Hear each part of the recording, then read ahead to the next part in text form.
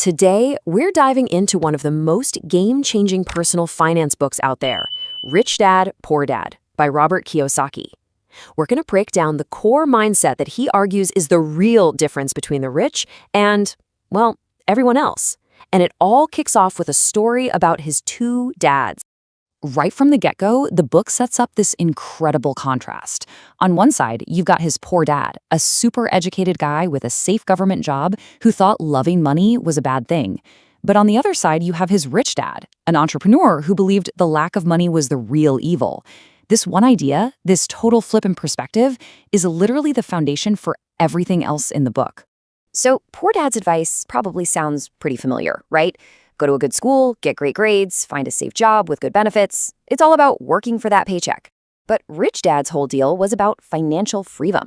It wasn't about working for a company. It was about owning the systems that make the money.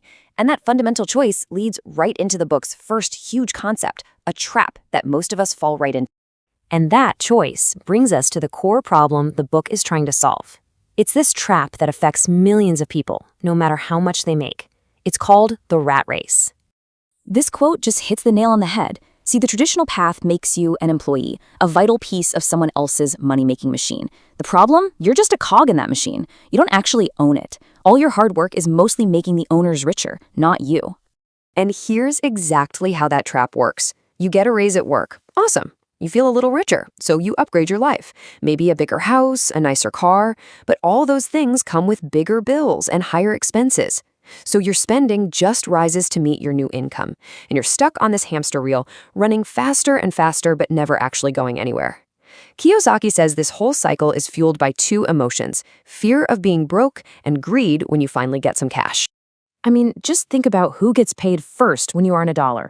Before you even see it, the government takes its slice. Then the banks get their piece for your mortgage, your car loan, your credit cards. You, the one who did all the work, you get whatever's left over at the very end. That, right there, is the rat race in a nutshell. Okay, so that's the million-dollar question, isn't it? If working harder and getting raises just keeps you stuck, what's the alternative? How do you actually break out of the cycle? Well, according to Rich Dad, the answer lies in one incredibly simple, yet totally profound distinction. This is the heart of his entire financial philosophy, just understanding the difference between an asset and a liability. Here it is, the big one. An asset, in its simplest form, puts money in your pocket. That's it. Think about a rental property that sends you a check every month, or stocks that pay you dividends. It's like a little money-making engine that works for you, even when you're asleep. And on the flip side, you have a liability. A liability takes money out of your pocket. It's a constant drain.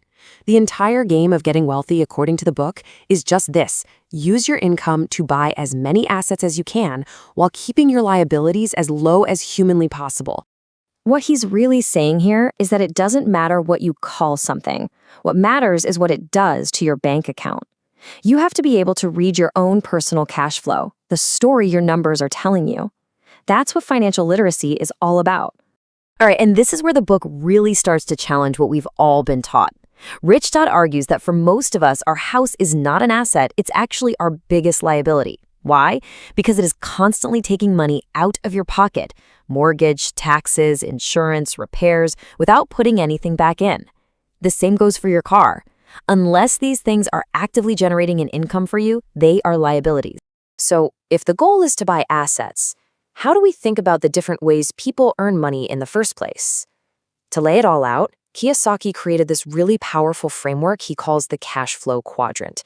This quadrant shows the four main ways people get their income. E for employee, S for self-employed or small business owner, B for a big business owner, and I for investor. And where you sit in this quadrant says a lot more than just what your job is. It pretty much defines your whole financial worldview. See, each quadrant has a totally different core value. Employees, in the E quadrant, they value security above all else. People in the S quadrant, the self-employed, they value independence. They want to be their own boss. Now, over on the B side, the big business owners, they own a system and have people working for them. They value wealth creation. And finally, the investors in the I quadrant, they value true financial freedom, where their money is doing all the heavy lifting. You can boil this whole thing down to one simple, powerful idea.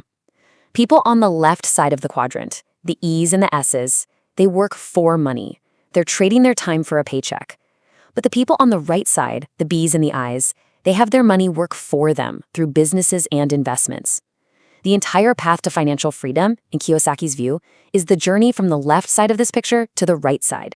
So what does this all actually mean for you? How can you take these ideas and start building your own path to financial freedom? Here's the crucial shift in thinking. Instead of just trying to climb the corporate ladder for a bigger salary, which remember, just keeps you running in the rat race, you focus your time and energy on buying or building income-generating assets. Your day job becomes a temporary tool, a source of cash to go out and buy those assets.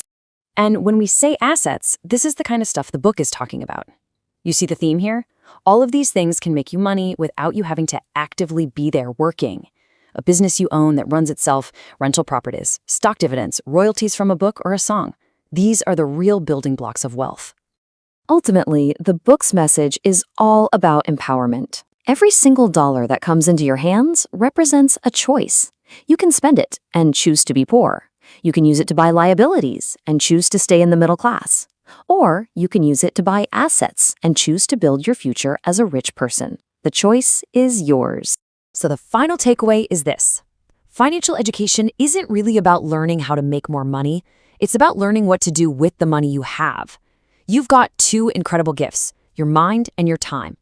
The choice of how you invest your time to learn and how you invest your money to grow is what's going to shape your entire financial life. So the question the book leaves us with is, what will you choose?